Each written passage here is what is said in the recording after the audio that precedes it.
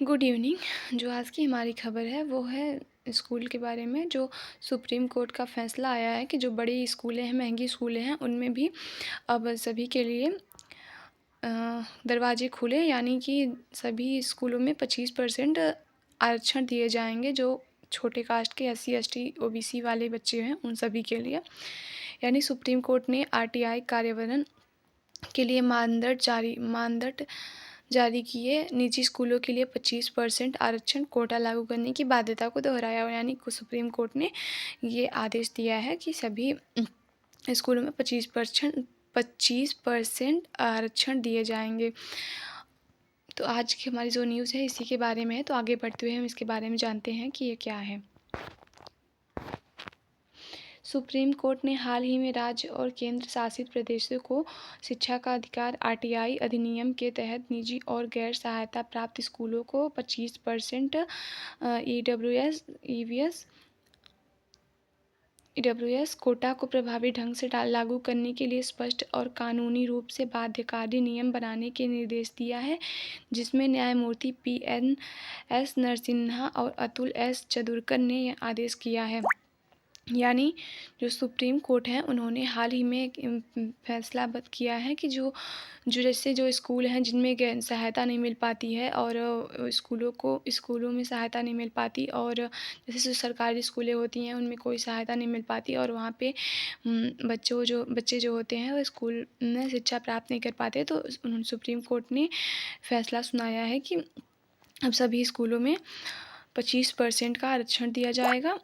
और जो ये सुप्रीम कोर्ट के जो न्यायाधीश हैं उनमें एक नरसिम्हा और दूसरे जो न्यायाधीश थे वो अतुल S चंदूरकर ने यह फैसला यानी यह आदेश जारी किया है।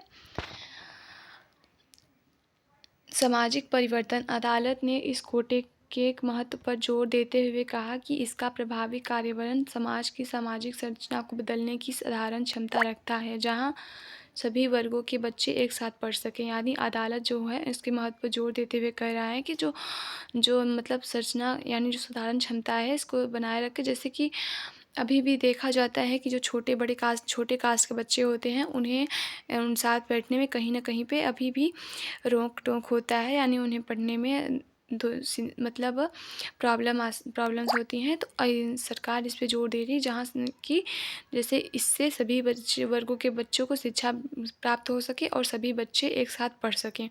जो ये कोर्ट की अगली सुनवाई है, ये कोर्ट की अगली सुनवाई 6 अप्रैल 2026 को होगी। अब महंगे स्कूलों के दरवाजे गरीब बच्चों के लिए खुले, RTI पर सुप्रीम कोर्ट का सख्त आदेश। यानी जो बड़े महंगे स्कूल हैं वो भी अब गरीब बच्चों के लिए उसके दरवाजे भी खुल गए हैं। अब महंगे स्कूलों में भी गरीब बच्चे पढ़ सकते हैं। तो ये इसके बारे में हम जानते हैं क्यों यह खराब सिर्फ शिक्षा नहीं, संविधान बनाम सिस्टम की लड़ाई है। भारत में शिक्षा को मौलिक अधिकार बने 15 साल हो चुके, लेकिन ज़मीनी सच्चाई अब भी विरोधाभासी है। शहरी भारत में हर दूसरा बच्चा प्राइवेट स्कूल में पढ़ता है। EVS परिवारों की औसत सालाना आय 1.5 लाख से 2 लाख। टॉप प्राइवेट स्कूलों की फीस 1 लाख से 3 लाख प्रति वर्ष है। जैसे कि हम भी देखा जाता है जो शिक्षा का मौलिक अधिकार हो गया है ये बने 15 साल जो हो चुके हैं, लेकिन जो इसकी अभी भी ऐसा देखा जाता है कि जो गरीब बच्चे हैं लेकिन फिर भी अभी जो प्राइवेट स्कूल हैं वो अपनी मनमानी तरीके से आरक्षण देते हैं। कभी कभी वो ऐसी एलिगेंस लगाते हैं कि सरकार के तहत तो पैसा ही नहीं आता, तो हम कहाँ से ये सब करें पढ़ाई वढ़ाई वाला। तो अभी भी ये कहीं ना कहीं पर होता है। लेकिन जो ऐसे शहरी भारत में हर दूसरा बच्चा ऐसे स्कूल मतलब प्राइवेट स्कूल में पढ़ता है, लेकिन जो होते हैं और बच्चे वो बिना शिक्षा के ही रह जाते हैं। और ऐसा है ना कि जो EVS जो होते हैं छोटे बच्चे होते हैं, मतलब छोटे कास्ट वाले EVS वाले परिवारों की औसत सालाना होती है, जैसे कि उनकी औसत सालाना होती है एक साल में उनकी कमाई 1.5 लाख से 2 लाख होती है। लेकिन जो टॉप स्कूल्स हैं उनकी फ़ीस एक सेमेस्टर की 1 लाख रुपए यानी 1 लाख से 3 लाख रुपए प्रति वर्ष उनका पड़ जाता है। तो इसकी वजह से वो महंगे स्कूलों में एडमिशन नहीं ले पाते और पढ़ाई नहीं कर पाते। संविधान क्या कहता है? अनुच्छेद 21 ए के तहत संविधान कहता है कि 16 से 14 वर्ष के हर बच्चों को मुफ्त और अनिवार्य शिक्षा का मौलिक अधिकार होता है। यानी संविधान कहता है कि जो 6 साल से लेकर 14 साल तक के बच्चों को मुफ्त शिक्षा दी जाएगी। लेकिन अनुच्छेद 15(5) राज्य के तहत जो राज्य को अधिकार है कि वह निजी शिक्षण संस्थानों में सामाजिक व शैक्षिक रूप से पिछड़े वर्गों के लिए विशेष प्रावधान करे। यानी जो अनुच्छेद 15(5) है उसके तहत है कि जो राज्य के अधिकारी नियम है, यानी शिक्षण संस्थान है, वो जो पिछले वर्ग जैसे कि SC ST EWS पिछड़े जाति वर्ग के लोग हैं, उनको भी शैक्षिक रूप से इसको पढ़ाई लिखाई के शिक्षण कार्य प्रदान करे। अनुच्छेद 38 और 46 सामाजिक असमानता घटाने और कमज़ोर वर्गों को शैक्षिक हितों की सुरक्षा। यानी जो हमारा अनुच्छेद 38 और 46 है वो कहता है कि जो सामाजिक असमानता है, ऐसे कि अभी भी छुआछूत और ये सब होता है, उसको घटाया जाए और सभी वर्गों के बच्चों को शैक्षिक हितों की यानी शिक्षण दिया जाए। इसका साफ अर्थ है कि 25% EWS कोटा कोई योजना नहीं है, संविधान का विस्तार है। यानी कि इसका साफ अर्थ निकल के आता है कि ये जो 25% आरक्षण दिया जा रहा है कोई कोटा की योजना नहीं है, बल्कि संविधान का ही एक विस्तार, संविधान का ही कहना है, यानी संविधान का ही बात है। RTI कानून जो है RTI कानून जो है वो है राइट टू एजुकेशन एक्ट। ये जो है 2009 में लागू हुआ था। धारा 12A और C के तहत हर निजी को गैर अनुदानित स्कूलों को कक्षा 1 में 25% सीटें EWS DG बच्चों के लिए आरक्षित करनी होंगी। यानी जो निजी गैर अनुदानित स्कूल हैं उनमें कक्षा 1 के जो बच्चे हैं उनमें 25% आरक्षण सभी बच्चों को आरक्षित करनी होगी। इसमें जो है क्लासरूम में सामाजिक विविधता, यानी जो है कि सभी जो क्लासरूम में सामाजिक विविधता बनी रहे, पीढ़ीगत गरीबी तोड़ना, यानी जो अच्छी स्कूल टॉप स्कूल से पढ़ाई अच्छी से होगी तो वो बच्चा आगे चल कर के अच्छे स्कूल से में पढ़ करके अच्छी जॉब पा सकता है। सभी बच्चों को समान शुरुआत, यानी चाहे वो अच्छे बड़े कास्ट के हों या छोटे कास्ट के, सभी बच्चों को समान शुरुआत करना चाहिए। सुप्रीम कोर्ट का सख्त आदेश यहाँ विकल्प नहीं, बाध्यता है। कोर्ट की स्पष्ट टिप्पणी 25% EWS कोटा कोई रिवायत नहीं, वह संविधान से जुड़ा कानूनी दायित्व है। यानी जो ये सुप्रीम कोर्ट का सख्त आदेश है कि यह कोई विकल्प नहीं बल्कि बाध्यता है। यानी कि 25% आरक्षण कोई रिवायत नहीं, बल्कि ये जो है ये संविधान से जुड़ा ही एक कानूनी दायित्व है। यानी कि निजी स्कूल संवैधता के नाम पर इससे नहीं बच सकते। यानी कि जो ये जलाया गया है इससे ऐसा होता है, राज्य सरकारें सिर्फ सुलझकर नहीं, सख्त निगरानी सुनिश्चित करें। यानी जो कहीं कहीं पे अभी होता है कि बच्चों को आरक्षण नहीं दिया जाता और उन्हें शिक्षण कार्य से दूर रखा जाता है, यानी वो लोग पढ़ लिख नहीं पाते। तो सरकार ने ये किया है कि अब इसकी निगरानी की जाएगी, चाहे वो कोई भी स्कूल हो, वो अब बच नहीं सकता, इसकी सख्त निगरानी होगी। यह आदेश स्कूलों से ज़्यादा सरकारी जवाबदेही तक तय करता है। यानी जो ये स्कूल हैं इसकी ज़्यादा सरकारी जवाबदेही तय करती हैं। RTI से निकली सच्चाई, सिस्टम कहाँ फेल हो रहा है। जो RTI है, RTI का डेटा बताता है कि कई ज़िलों में 25% सीटें घोषित होती हैं लेकिन भरी नहीं जाती। यानी कि कहीं ना कहीं देखना होता है कि जो यहाँ पर जो प्राइवेट स्कूल है ना, वो ऑनलाइन पोर्टल खुलता है जब, तो एडमिशन के लिए जो डेट निकलती है वो वहाँ पर सर्वर डाउन कर देते हैं। और जैसे कि जब सर्वर डाउन हो जाता है तो जहाँ जैसे कि बच्चा जो एडमिशन फॉर्म होता है, एडमिशन फॉर्म भर नहीं पाता और इसकी वजह से वहाँ शिक्षण जो कार्य होता है शिक्षण कार्य नहीं प्राप्त कर पाता। और जो छोटे वर्ग के लोग होते हैं जो अशिक्षित होते हैं, उनके माँ बाप भी, तो उनको भी नहीं पता होता, उनको भी लगता है कि हाँ शायद सर्वर डाउन होगा, उसकी वजह से वो भी जान नहीं पाते, इसकी वजह से ये सब होता है। तो लेकिन 25% सीटें मतलब घोषित तो होती हैं लेकिन वो सीटें तब 25% भरी नहीं जाती।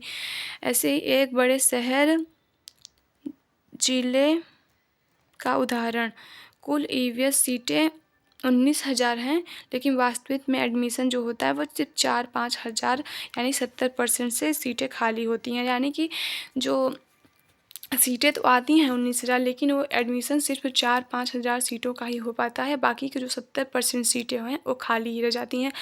यह सीधे-सीधे मौलिक अधिकार का उल्लंघन है, यानी जो ये सब हो रहा है, ये सीधे-सीधे सिर्फ़ मौलिक अधिकार जो होता है उसका उल्लंघन है।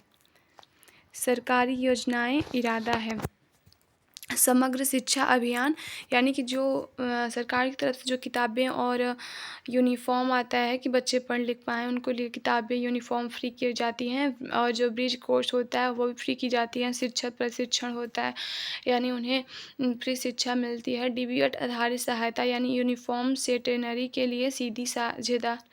असली समस्या स्कूलों को फ़ीस प्रतिपूर्ति में देरी, इसी बहाने ईडब्ल्यूएस एडमिशन से बचाव, यानी कि जो उन बच्चों के लिए तो किताबें, यूनिफ़ॉर्म सब सरकारें फ्री देती हैं कि पढ़ाई करने के लिए, जो डीबीएड आधारित सहायता होती हैं।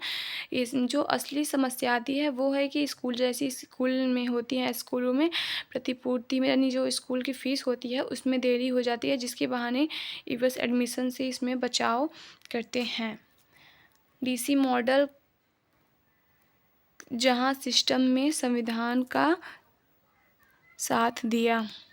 कुछ ज़िलों में कलेक्टरों ने मिशन मोड अपनाया, यानी कुछ जैसे ज़िले हैं जिसमें जो कलेक्टर लोग हैं, डीएम लोग हैं, ये भी अब देखना स्टार्ट कर दिए हैं कि स्कूलों में कैसे-कैसे कार्य हो रहा है। तो अब इसका उपाय है कि जो स्कूल वार सीटें मैपिंग, ऑनलाइन आवेदन, कंप्यूटर लॉटरी, नोटिस, जुर्माना, यानी कि अब स्कूलों की निगरानी की जाएगी कि वहाँ पे कैसे-कैसे एजुकेशन दिया जा रहा है, और जो ऑनलाइन आवेदन चल रहा है उसमें भी देखा जाएगा कि जैसे कि जो बच्चे को ऑनलाइन आवेदन फॉर्म में छूट मतलब मिलती है, लेकिन वो भरा नहीं जाता, उसमें भी दिख जाती है, और जो कंप्यूटर लॉटरी आती है उसमें भी देखा जाएगा। नोटिस आएगा, नोटिस के प्लस जुर्माना। नतीजा, ईवीएस एडमिशन पहले जैसे कि इसमें काफ़ी सुधार हुआ है। जैसे कि पहले जो था 8 से 10% ही सीटें भरी जाती थी, लेकिन बाद में अब ये बढ़ कर के 22 से 25% हो गई हैं। संदेश साफ कि कानून नहीं बल्कि सिस्टम कमज़ोर है। अब भी बनी बड़ी चुनौतियाँ, ग्राउंड रिपोर्ट, गरीब बच्चा सिस्टम में क्यों हार जाता है। गाज़ियाबाद जैसे ज़िलों में भी स्थितियाँ ऐसी बनी हुई हैं, जैसे कि लॉटरी में चयनित बच्चे जैसे जो 6300 आते हैं, लगभग हर दूसरा बच्चा बाहर हो जाता है। यानी जो 25% आरक्षण दिया जाता है, लेकिन 25% सभी बच्चों को आरक्षण नहीं मिल पाता है, यानी कि एक बच्चे को मिल पाता है लेकिन दूसरा बच्चा इससे बाहर हो जाता है। तो इसमें लगभग हर दूसरा बच्चा इससे बाहर हो जाता है। मुख्य कारण जो है वो है दस्तावेजों पर आधारित आपत्तियाँ, स्कूलों में सामाजिक विरोध, प्रशासनिक फॉलोअप की कमी, यानी जो दस्तावेज होती हैं उसमें भी आपत्तियाँ होती हैं। स्कूल में जो सामाजिक विरोध होता है इसमें भी कहीं न कमी होती है, प्रशासनिक फॉलोअप की कमी हो जाती है। और अब भी बड़ी बनी चुनौतियाँ, यानी निजी स्कूल की मानसिकता जो होती है वैसी होती हैं, और सरकारी भुगतान में देरी, यानी जो सरकारी स्कूलें होती हैं उसमें जो फ़ीसें होती हैं उसमें भी भुगतान होती है, उस देरी हो जाती है। गरीब अभिभावकों की सामाजिक झिझक, यानी जो गरीब पेरेंट्स होते हैं जो पढ़े लिखे ज़्यादा नहीं होते हैं, उनमें झिझक होता है कहीं न कहीं पे कि जाकर के टीचर के सामने हम कैसे बातें करेंगे, कैसे बोलेंगे। तो उनमें अभी भी गरीब अभिभावक जो होते हैं उनमें झिझक होती है, जिसकी वजह से उनका बच्चा अभी भी शिक्षक कार्य से दूर रह जाता है। आरटीआई उत्तर के बावजूद कार्रवाई की कमी, आरटीआई कहता है लेकिन इसके बावजूद भी कार्रवाई में जो होता है वो कमी आ रही है।